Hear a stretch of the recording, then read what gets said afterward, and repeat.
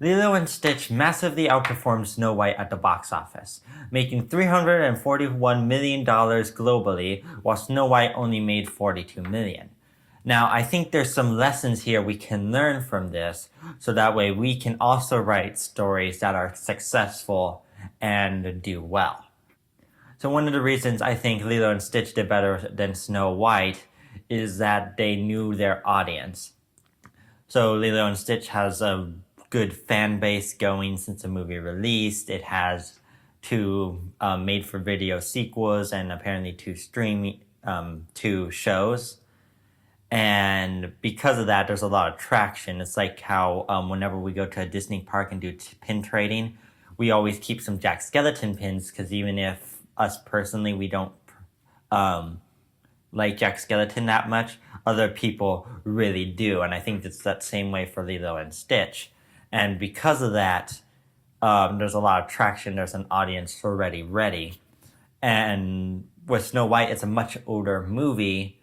And Lilo and Stitch is just able to reach that wider audience a little better because it's a little more modern.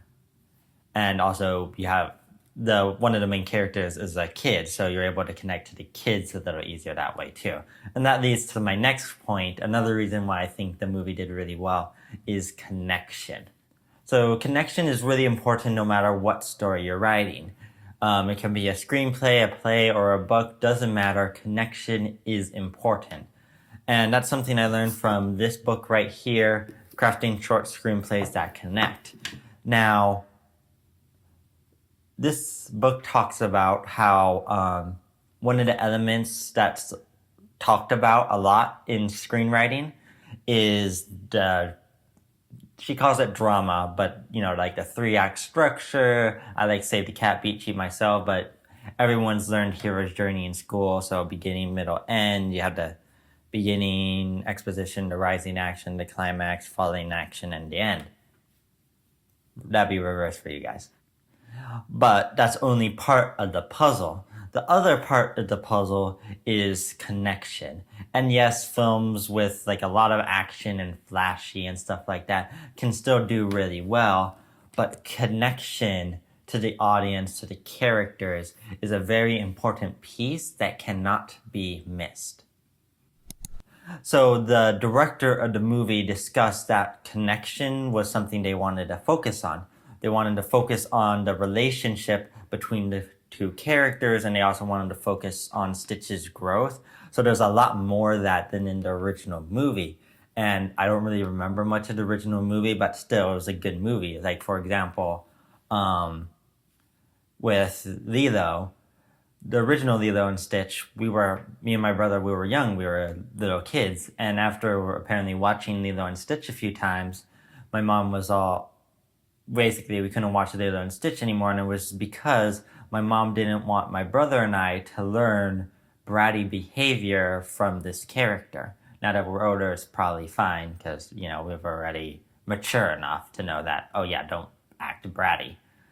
But that's something in the new Lilo and Stitch that is definitely way better, because she's not so much bratty. Like, she shoves the one girl at the one part, but they were bratty to her first. So it's a little better on that part. It's just not just bratty with no reason. And yeah, the dynamic, there's a beautiful dynamic between the sisters and with Stitch as a whole, but because of that focus on that connection, that led to some characters like Captain Gantu being cut.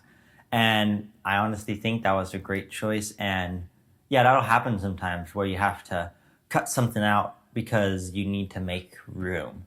And if that happens, that's okay, as long as you're cutting out something to make it stronger and not weaker.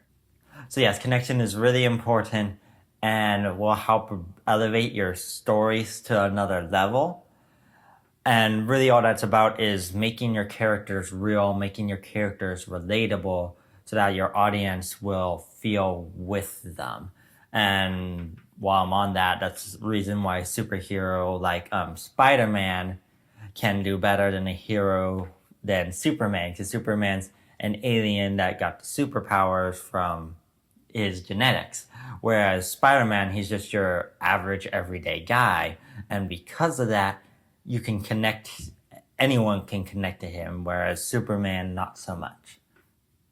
All right, and that's it. So if you guys learned something from this, be sure to like and subscribe, because I know I'll definitely be working on some more movies in the future. Hopefully, my brother's movie, we'll be working on that shortly in the next few weeks here.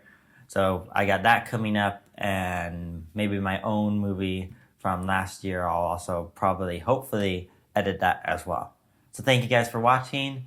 Like I said, like and subscribe if you guys want to follow us on this journey, and we'll see you next time.